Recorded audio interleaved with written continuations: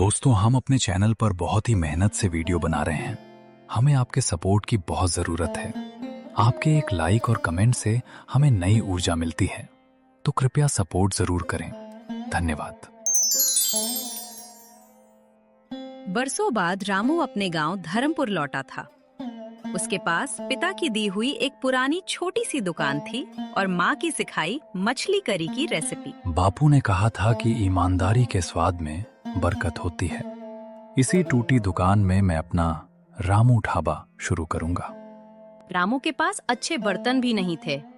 उसने मिट्टी के तंदूर की मरम्मत की और नदी से ताजी मछलियां पकड़ कर लाया। मसाले कम हैं, पर मेहनत पूरी लगाऊंगा। आज रात पहला तंदूरी गार्लिक नान बनेगा। शाम ढलते ही रामू ने तंदूर दहकाया। जैसे ही उसने लहसुन और मक्खन लगे नान तंदूर में डाले, उसकी महक पूरे मोहल्ले में फैल गई। अरे रामू, ये कैसी खुशबू है भाई। भूख नहीं थी फिर भी कदम खींचे चले आ रहे हैं। पर रामू भैया, तुमने ये बनाना कहाँ से सीखा? गांव के डाकिया बाबू पहले ग्राहक बने। रामू ने उन्हें गर्मा गर्म मछली करी और कुरकुरा गार्लिक नान परोसा। वाह रामू, ऐसी मछली करी तो शहर के बड़े होटलों में भी नहीं मिलती। ये लो, अपनी पहली कमाई।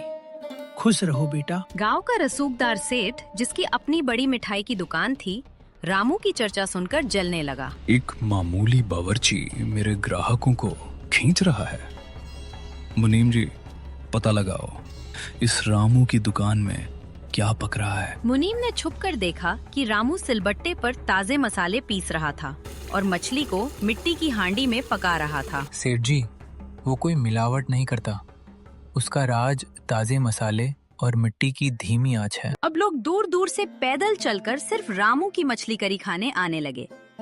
ढाबे पर बैठने की जगह कम पड़ने लगी। रामू भाई, 2 प्लेट मछली और 4 गार्लिक नान लगा दो। जल्दी करना, बहुत भूख लगी है। जब तक तुम्हारे हाथों का मछली करी और गार्लिक नान नहीं खाते, तब तक पेट भरता ही नहीं। एक रात भारी बारिश हो रही थी और रामू अपने घर पर बेड पर लेटते हुए सोच रहा था। हे भगवान, अगर चूल्हा ठंडा पड़ गया तो सुबह ग्राहकों को क्या खिलाऊंगा। हे भगवान, तुम ही मेरी रक्षा करना। रामू ने अब घर पर बनी लस्सी और चटनी भी मुफ्त देनी शुरू की। उसकी सादगी ने लोगों का दिल जीत लिया। स्वाद के साथ अगर प्यार मिले तो ग्राहक भगवान बन जाता है। और वैसे भी मैं अपने ग्राहकों को भगवान मानता हूँ, इसमें कोई शक भी नहीं है। सेठ ने रामू की दुकान बंद करवाने के लिए फूड इंस्पेक्टर को रिश्वत देकर बुलवाया। अब देखना रामू, कानून की मार तुझे सड़क पर ले आएगी। तेरा ढाबा आज ही सील होगा। फूड इंस्पेक्टर ने जब रामू की रसोई की सफाई और शुद्धता देखी तो वो दंग रह गया। सेठ जी, शिकायत झूठी है। रामू की रसोई इतनी साफ है कि शहर के 5 स्टार होटल भी फेल हैं। रामू, 1 प्लेट नान मुझे भी खिलाओ। अगले दिन गांव के मेले में रामू को मुख्य स्टॉल मिला।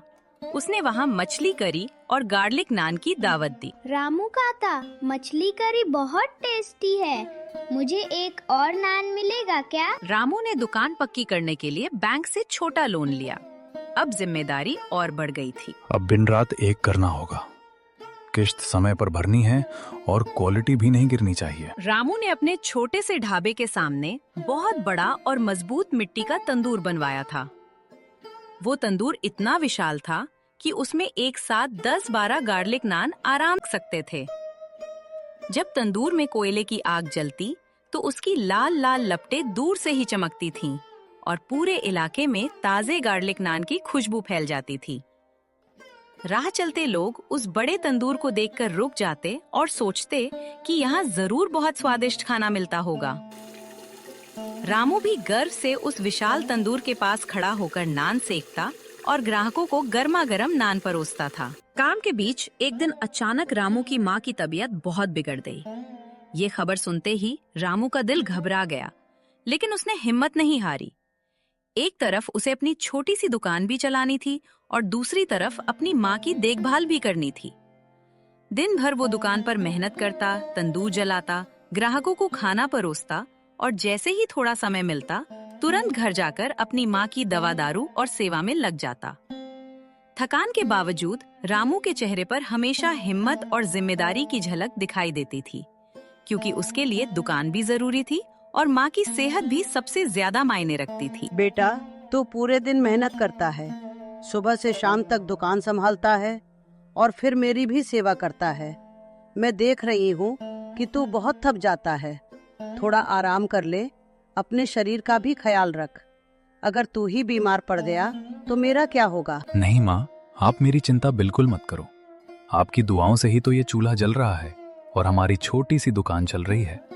अगर आपकी दुआ और आशीर्वाद मेरे साथ हैं तो मुझे कभी थकान महसूस नहीं होती।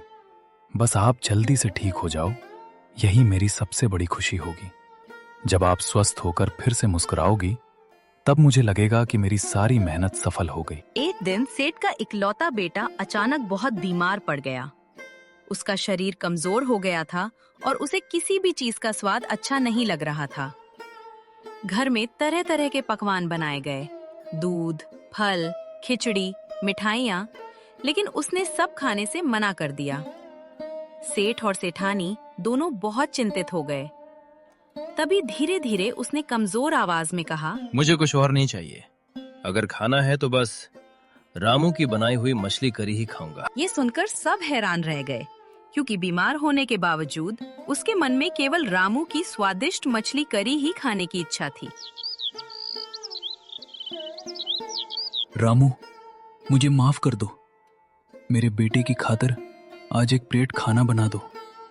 वो सिर्फ तुम्हारे हाथ का स्वाद मांग रहा है। रामू ने बिना किसी कड़वाहट के वही सेठ के पास ही सबसे अच्छी मछली करी और गरम गरम नान बनाकर दे दिया। सेठ का बेटा जब वो खाना खाया तो उसे थोड़ा अच्छा महसूस होने लगा और उसके चेहरे पर हल्की मुस्कान आ गई। दुश्मनी कभी खाने के स्वाद में नहीं होती, वो तो सिर्फ इंसान के मन में बस जाती है। अगर मन साफ हो जाए तो सारी कड़वाहट अपने आप खत्म हो जाती है। इसलिए आज जो भी पुरानी बातें और मनमुटाव हैं, उन्हें यहीं भूल जाइए और नई शुरुआत कीजिए। सब कुछ ठीक चल रहा था, तभी अचानक एक दिन गांव में खबर फैल गई कि सरकार ने सड़क को चौड़ा करने का फैसला लिया है। कुछ ही दिनों बाद सरकारी कर्मचारी नोटिस लेकर आए और उन्होंने बताया कि नई सड़क बनाने के लिए रास्ते में आने वाली कई दुकानों और घरों को हटाना पड़ेगा। बदकिस्मती से रामू की छोटी सी दुकान भी उसी रास्ते में आ रही थी, जिसे उसने अपनी मेहनत, पसीने और सपनों से खड़ा किया था। ये खबर सुनते ही रामू के दिल पर